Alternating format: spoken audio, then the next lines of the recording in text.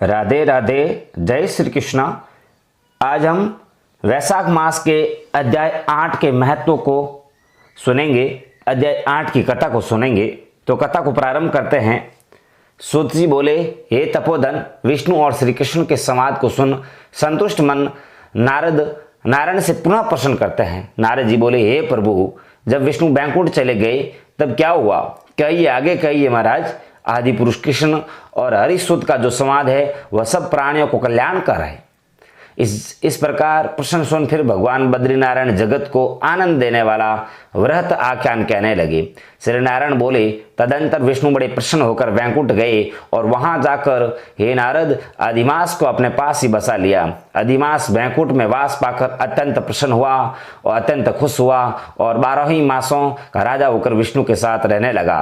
12 ही मासों में मलमास को श्रेष्ठ मानकर विष्णु मन से संतुष्ट हुए। हे मुनि, अनंतर भक्तों के ऊपर कृपा करने वाले भगवान युधिष्ठिर और द्रौपदी की ओर देखते हुए कृपा करके अर्जुन से ये बोले। श्री कृष्ण बोले, हे राज शार्दूल, हमको मालूम होता है कि तपोवन में आकर आप लोगों ने दुखित होने के कारण पुरुषोत्तम मास का आदर नहीं किया है। वृंदावन की शोभा के नाथ भगवान का प्रिय पात्र पुरुषोत्तम मास आप वनवासियों का प्रमाद से व्यतीत हो गया। भीष्म, द्रोणाचार्य, कर्ण के भय से संत्रस्त मन आप सब लोगों ने भय और द्वेष से मुक्त होने का कारण प्राप्त पुरुषोत्तम मास का ध्यान नहीं किया है।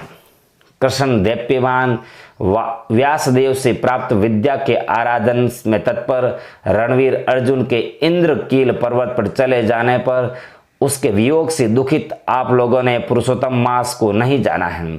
अब यदि आप ये पूछे कि हम क्या करें, तो मैं यही कहूँगा कि भाग्य का अवलंबन करें। पुरुषों का जैसा अदृष्ट होता है वैसा ही सदा वास्ता है।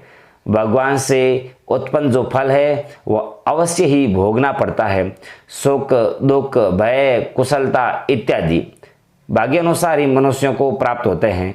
अतः अदृष्ट पर विश्वास रखने वाले आप लोगों को अदृष्ट पर निर्भर रहना चाहिए। अब लोगों को दुख का दूसरा कारण और बड़ा ही आश्चर्यजनक इतिहास के सहित कहते हैं।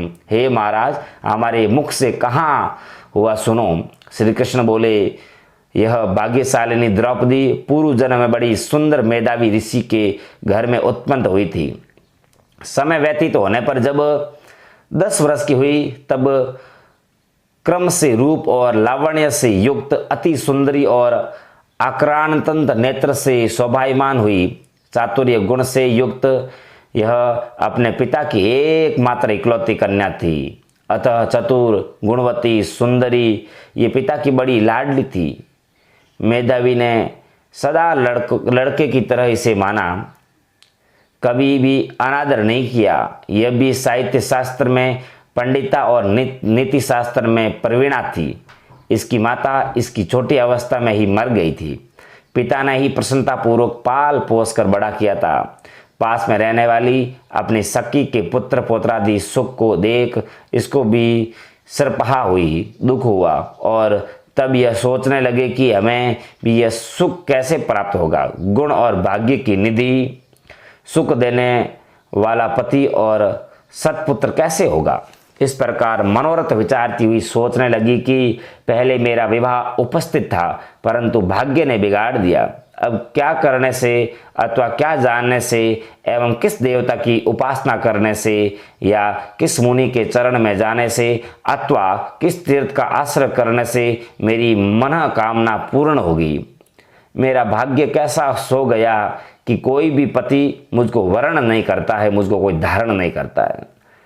पंडित भी मेरा पिता मेरे ही दुर्भाग्य से मूर्ख हो गया है। बड़ा आश्चर्य है, विवाह का समय उपस्थित होने पर भी मेरे सम्मान वर को पिता ने नहीं दिया है। मैं अपनी सहेलियों के बीच प्रमुख हूँ, परंतु कुमारी होने के कारण पति दुख से पीड़ित हूँ। जैसे मेरी सखियाँ पति सुख को भोगने वाली है, वैसे मैं नहीं हूँ। मेरी भाग्यवती माता क्यों पहले मर गई। इस प्रकार चिंता से व्याकुल कन्या मनोरथ रूप समुद्र के मोह रूप जल में निमग्न हो शोक मोह रूप लहरों से पीड़ित हो गई। इसके पिता मेधावी ऋषि भी कन्यादान के लिए कन्या के सम्मान वर ढूंढने के हेतु देश विदेश भ्रमण के लिए निकले, परंतु कन्या के अनुरूप वर न मिलने से अपने मनोरथ में निराश हुई। कन्या के और अपने भाग्य से कन्यादान रूप संकल्प के पूर्ण न होने से देव योग के कारण बड़ा भारी दारुण ज्वर उन्हें आ गया। सब अंग ऐसे फूटने लगे जैसे समस्त अंग टूट टूट कर अलग हो जाएंगे और ज्वर की ज्वाला से व्याकुल हुए श्वास लेते महादारुण मूर्छा से मदिरा पान से उन्मत्त की तरह पैर लड़खड़ाते गिरते पड़ते किसी तरह घर में आए और आते ही पृथ्वी पर गिर पड़े। वैसे विकुल कन्या जब तक पिता को देखने आए तब तक कन्या को स्मरण करते हुए मेधावी मुनि मरणासन हो गए। भाग्य के फलस्वरूप बल से एकाएक कांपने लगे और कन्यादान प्रसंग से उठा हुआ जो महोत्सव था वह जाता रहा। तदंतर पहले किए हुए गृहस्थाश्रम धर्म के परिश्रम के प्रभाव से संसार वासना को त्याग कर भगवान में चित्त को लगाने लगे।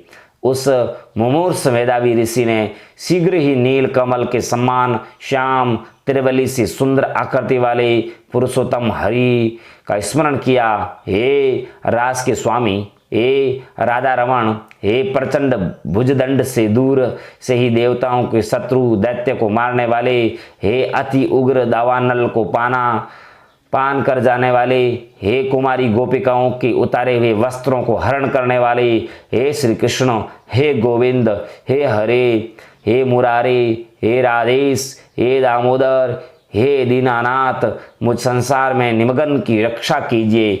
इंद्रियों के ईश्वर आपको प्रणाम है। इस प्रकार मेधावी के वचनों को दूर से ही सुनकर श्री भगवान के दूत चटपट मुकुंद लोक से आए और उस मरे हुए मुनि को हाथ से पकड़कर ईश्वर के चरण कमलों में ले गए। इस प्रकार अपने पिता के प्राणों को निकलता देख वह कन्या हाहाकार करने लगी और रोने लगी और पिता के शरीर को अपनी गोद में रखकर अति दुख से विलाप करने लगी। चीलह पक्षी की तरह बहुत देर तक विलाप करके अत्यंत दुख से व्याकुल हुई और पिता को जीवित की तरह समझकर बोली। बाला बोली, हाय हाय हे पिता, हाय हाय हे पिता, हे कृपा सिंधु, हे अपनी कन्या को सुख देने वाले, मुझे आज किसके पास छोड़कर आप बैकुंठ सिधारे हैं। हे तात, पितृहीन मेरी कौन रक्षा करेगा। आज मेरे भाई बंधु माता आदि कोई भी नहीं है। हे तात मेरी रक्षा कीजिए, मैं पितृहीन हूँ। आज सभी मेरे भाई बंधु माता आदि कोई भी नहीं है और मेरे भोजन वस्त्र की चिंता कौन करेगा। कैसे मैं रहूंगी इस शून्य वेद ध्वनि रहित निर्जन वन की तरह आपके घर में। हे मुनि श्रेष्ठ, अब मैं मर जाऊंगी। ऐसे जीने में क्या रखा है, मुझे जीने में कोई अभी फायदा नहीं है। हे कन्या, मैं प्रेम रखने वाले पिता, हे तात, विवाह विधि बिना किए ही आप कहाँ चले गए हैं। हे तपोनिधे, अब यहाँ आइए और अमृत के समान मधुर भाषण कीजिए।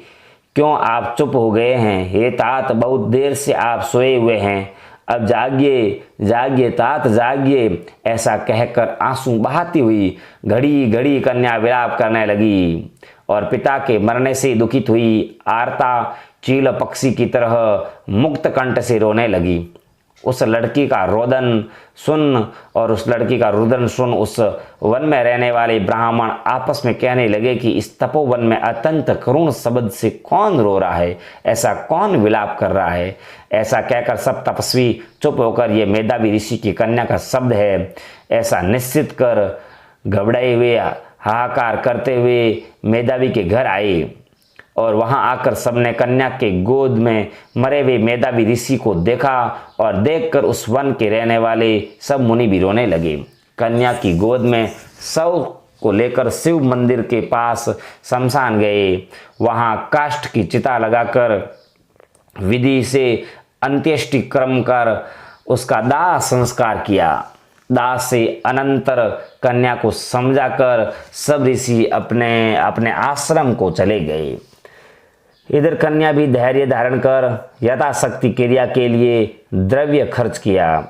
इस प्रकार पिता की मरण क्रिया को करके कन्या इसी तपोवन में निवास करने लगी और पिता के मरण रूप दुखाग्नि से जली हुई रंभा की तरह व्यतीत होती हुई और बछड़े के मर जाने से जैसे गौ चिल्लाती है और खाती नहीं है, दुर्बल होती है, वैसे ही यह बाला भी बहुत ही दुखी हुई, बहुत ही दुखित हुई।